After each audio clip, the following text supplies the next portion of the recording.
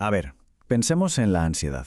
Es como la alarma de incendios del cuerpo. Súper útil cuando hay un fuego de verdad, claro.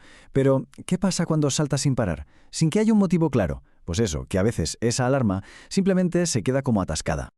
Y esa es la gran pregunta, ¿no? La que vamos a intentar desentrañar aquí. Vamos a ver juntos dónde está exactamente ese umbral, ese punto en el que una preocupación normal pasa a ser un problema que empieza a dominarlo todo. Aquí está la definición clave. Y ojo, porque hay dos palabras que lo son todo aquí: desproporcionada y persistente. No es solo sentir ansiedad, es que esa sensación sea muchísimo más grande que el problema real y sobre todo que no se vaya. Que se quede ahí, instalada. Venga, pues vamos a meternos de lleno en esto. Vamos a analizar qué significa de verdad que la ansiedad se vuelva dominante y las distintas formas en las que puede aparecer. Y para tener un mapa claro, para orientarnos, vamos a usar las clasificaciones de una de las referencias clave en salud mental. Esto nos va a dar una estructura, una forma de entender cómo se agrupan y se diferencian estos trastornos. Vamos a empezar por dos tipos que comparten algo fundamental. Una preocupación que parece no tener fin, que está ahí constantemente.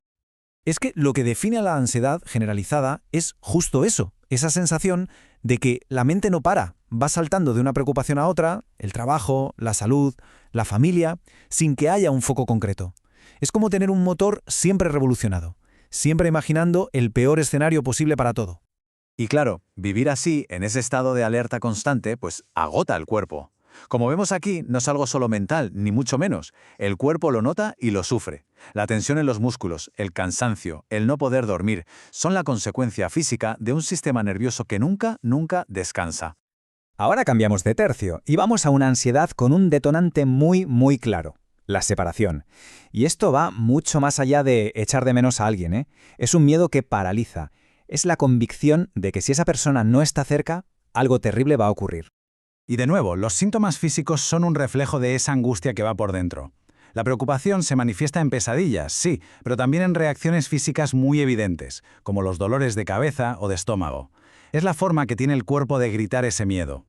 Muy bien, pasemos a otro grupo de trastornos. A diferencia de la ansiedad generalizada, que es como más difusa, estos tienen unos disparadores o unos patrones de comportamiento pero que muy concretos.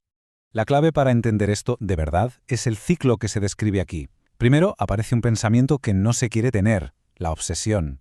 Este pensamiento genera una ansiedad que se hace insoportable, y para intentar calmarla, la persona siente que tiene que hacer algo, un ritual, y eso es la compulsión. El problema es que el alivio dura poquísimo. Aquí los ejemplos son muy claros. La obsesión puede ser un miedo terrible a la contaminación, y la compulsión, pues lavarse las manos una y otra vez hasta hacerse daño.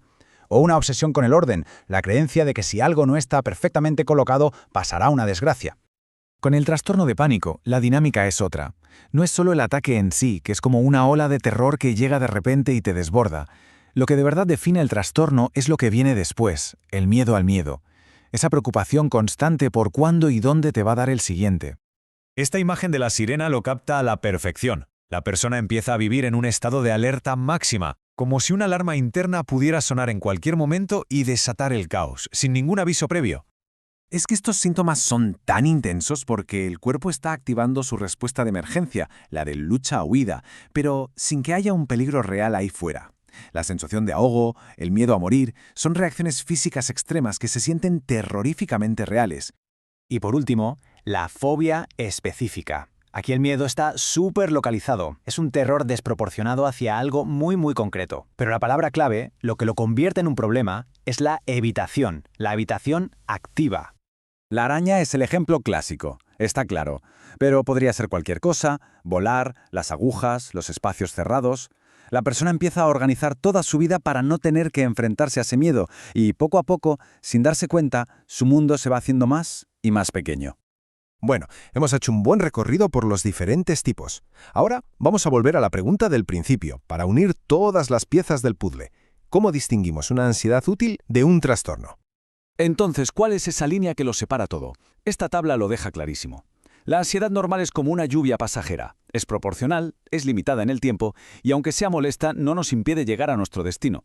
El trastorno, en cambio, es una tormenta que se instala encima. Es desproporcionada, persistente y, lo más importante, nos impide salir de casa. Y esta frase lo resume a la perfección. Da igual si el origen es una preocupación general, un miedo muy específico o un pensamiento obsesivo. El patrón de fondo es siempre el mismo, una reacción de ansiedad que ha crecido tanto, que ha tomado el control.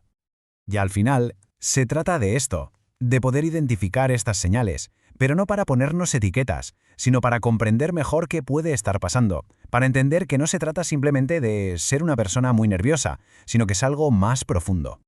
Y con esto cerramos nuestro análisis. La pregunta que nos queda en el aire es, ahora que podemos distinguir un poco mejor entre una emoción y un trastorno, ¿cómo nos ayuda esto a valorar y a cuidar de otra manera nuestra salud mental y la de la gente que nos rodea?